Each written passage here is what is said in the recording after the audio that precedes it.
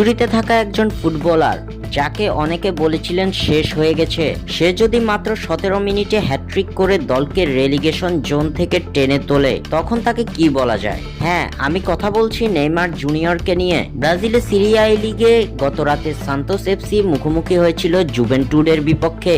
Match শুরুর আগে আশঙ্কা ছিল ইনজুরি থেকে পুরোপুরি না সেরে ওঠায় নেইমার কি আদৌ নিজের সেরাটা দিতে পারবেন। কিন্তু নেইমার যেন নিজের সমালোচকদের চুপ করানোর জন্যই নেমেছিলেন মাঠে। দ্বিতীয়ার্ধে মাত্র 17 মিনিটের ভিতর করেন দারুণ এক হ্যাট্রিক।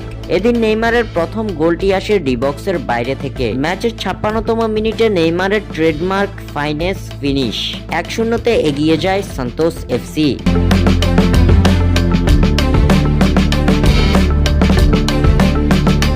এর ঠিক 9 মিনিট বাদেই দলের দ্বিতীয় ও ম্যাচে নিজের দ্বিতীয় গোলের দেখা পেয়ে যান ব্রাজিলিয়ান পোস্টার বয়। 65তম মিনিটে প্রতিপক্ষের ডিফেন্ডারদের কাটিয়ে ক্লিনিক্যাল লো শট পরাস্ত প্রতিপক্ষের গোলরক্ষক। সান্তোস এগিয়ে যায় 2-0 গোলে। ম্যাচে নেইমার নিজের তৃতীয় গোল ও হ্যাট্রিক পূর্ণ করেন পেনাল্টির মাধ্যমে।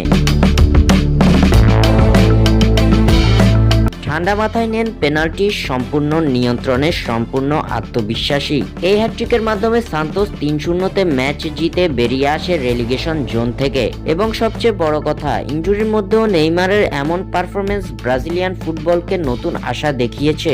এটাই আসল নেইমার।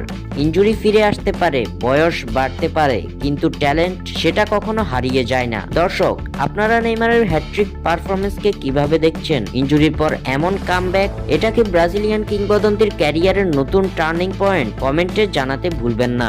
স্বাক্ষর থেকে সাদবিন ইসলাম।